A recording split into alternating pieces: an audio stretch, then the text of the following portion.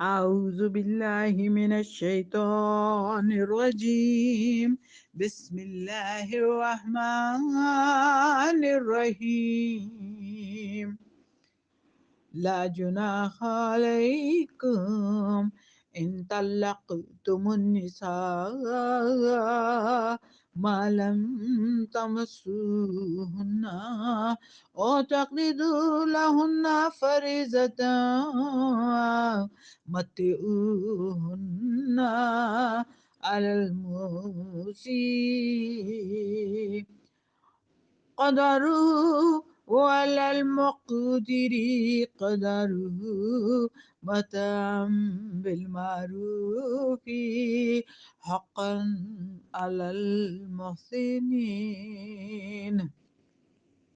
ترجمہ آیت نمبر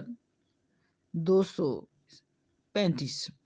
کچھ گناہ نہیں تم پر اگر طلاق دو تم عورتوں کو اس وقت کہ ان کو ہاتھ بھی نہ لگایا ہو اور نہ مقرر کیا ہو ان کے لیے کچھ مہر، اور ان کو کچھ خرچ دو مقدور والے پر اس کے موافق ہی اور تنگی والے پر اس کے موافق، جو خرچ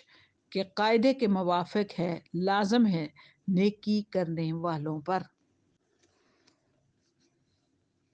اس آیت کی تفسیر اس طرح ہے: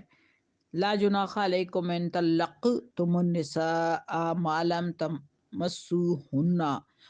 سے لے کر حقا علی المحسنین، یعنی تم پر مہر کا کچھ مواخذہ نہیں اگر بیویوں کو ایسی حالت میں طلاق دے دو کہ نہ ان کو تم نے ہاتھ لگایا ہے اور نہ ان کے لیے کچھ مہر مقرر کیا ہے، سو اس صورت میں مہر اپنے ذمہ مت سمجھو اور صرف ان کو ایک فائدہ پہنچاؤ۔ صاحب وسعت کے ذمہ اس کی حیثیت کے مطابق ہے اور تنگ دست کے ذمہ اس کی حیثیت کے مطابق ہے۔ ایک خاص قسم کا فائدہ پہنچانا جو قاعدے کے موافق واجب ہے خوش معاملہ لوگوں پر، یعنی سب مسلمانوں پر، کیونکہ خوش معاملگی کا بھی سب ہی کو حکم ہے۔ مراد اس سے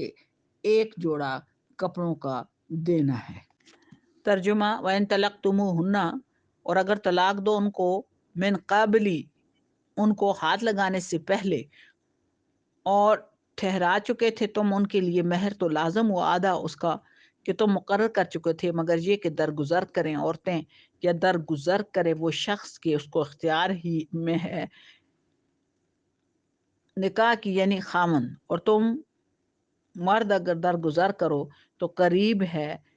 پرہیزگاری سے، اور نہ بھلا دو احسان کرنا آپس میں، بے شک ان اللہ بما تعملون بصیر، بے شک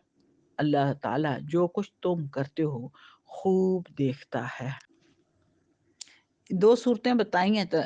طلاق کے بعد حق مہر ادا کرنے کا۔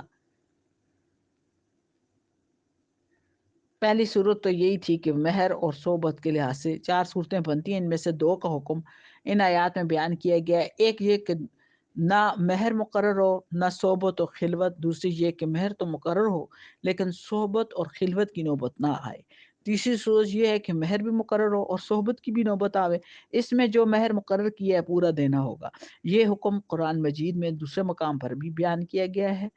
اور چوتھی صورت یہ ہے کہ مہر معین ہی نہ کیا اور صحبت اور خلوت کے بعد طلاق دی، اس میں مہر مثل پورا دینا ہوگا، یعنی جو اس عورت کی قوم کا رواج ہے۔ مذکورہ آیت میں پہلی 2 قسموں کا حکم بیان کیا گیا ہے، اس میں سے پہلی صورت کا یہ ہے کہ مہر کچھ واجب نہیں مگر زوج پر واجب ہے کہ اپنے پاس سے عورت کو کچھ دے دے، کم از کم ایک جوڑا کپڑے کا ہی دے دے۔ دراصل قرآن کریم نے اس عطیہ کی کوئی مقدار متعین نہیں کی، البتہ یہ بتلا دیا کہ مالدار کو اپنی حیثیت کے مطابق دینا چاہیے، جس میں اس کی ترغیب ہے۔ حضرت حسن رضی اللہ تعالیٰ عنہ نے ایسے ہی ایک واقعے میں متعلقہ عورت کو 20,000 کا عطیہ دیا، اور قاضی شریح رحمۃ اللہ نے 500 درہم کا، اور حضرت ابن عباس رضی اللہ تعالیٰ عنہ نے فرمایا کہ ادنا درجہ یہ ہے کہ ایک جوڑا کپڑے کا دے دے۔ اور دوسری صورت کا حکم یہ ہے کہ جس عورت کا مہر نکاح کے وقت مقرر ہوا ہو اور اس کو قبل صحبت و خلوت صحیحہ کے طلاق دے دی ہو تو مقرر کیے ہوئے مہر کا نصف مرد کے ذمہ واجب ہوگا، البتہ اگر عورت معاف کر دے یا مرد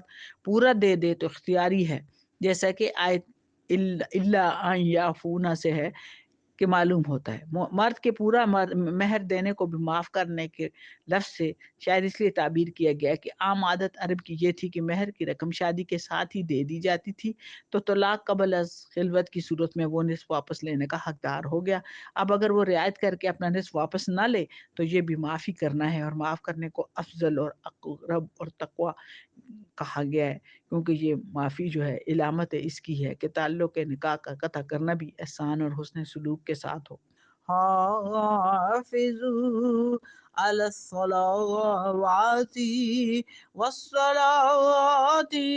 الوسطى والصلاة الوسطى وقوموا لله قانتين فَإِنْ خِفْتُمْ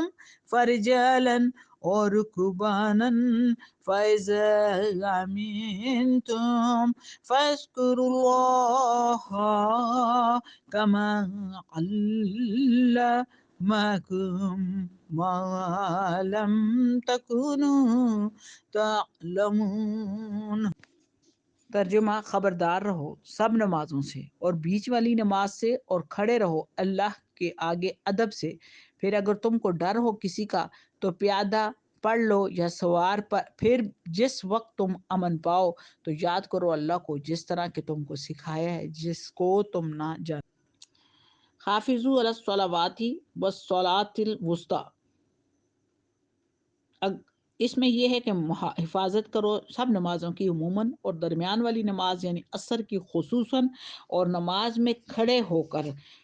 ہوا کرو اللہ کے سامنے عاجز بنے ہوئے۔ پھر اگر تم کو باقاعدہ نماز پڑھنے میں کسی دشمن وغیرہ کا اندیشہ ہو تو کھڑے کھڑے یا سواری پر چڑھے چڑھے جس طرح بن سکے، خواہ قبلے کی طرف بھی منہ ہو یا نہ ہو، اور رکوع سجود صرف اشارے ہی سے ممکن ہو پڑھ لیا کرو۔ اس حالت میں بھی اس پر آپ محافظت رکھو، اس کو ترک مت کرو۔ پھر جب تم کو بالکل اطمینان ہو جائے اور اندیشہ جاتا رہے تو تم خدا تعالیٰ کی یاد یعنی ادائے نماز اس طریقے سے کرو جو تم کو اطمینان کی حالت میں سکھلایا ہے، جس کو تم پہلے سے نہ جانتے۔ خلاصہ تفسیر حکم نمبر 34 ہے، نمازوں کی حفاظت کا بیان ہے، اور اس میں آیات جو ہیں وہ 238 اور 239، اس میں نمازوں کی حفاظت کا بیان ہے۔ اس سے آگے پیچھے طلاق وغیرہ کے احکام ہیں، اور درمیان میں نماز کے احکام بیان فرمانا اشارہ اس طرف ہے کہ مقصود اصلی توجہ الی الحق ہے، اور معاشرت اور معاملات کے احکام سے علاوہ اور مصلحتوں کے اس توجہ کی حفاظت اور ترقی بھی مقصود ہے۔ چنانچہ جب ان کو خدائی احکام سمجھ کر عمل کیا جائے گا تو توجہ لازم ہوگی۔ پھر یہ کہ ان احکام میں ادائے حقوق العباد بھی ہے، اور حقوق العباد کے اتلاف سے درگاہ الہی سے دوری ہوتی ہے، جس کے لوازم میں سے حق و عبد دونوں کی طرف سے بے توجہی ہے۔ چونکہ نماز میں یہ توجہ زیادہ ظاہر ہے، اس لیے اس کے درمیان میں لانے سے اس توجہ کے مقصود ہونے پر زیادہ دلالت ہوگی، تاکہ بندہ اس توجہ کو ہر وقت پیش نظر رکھے۔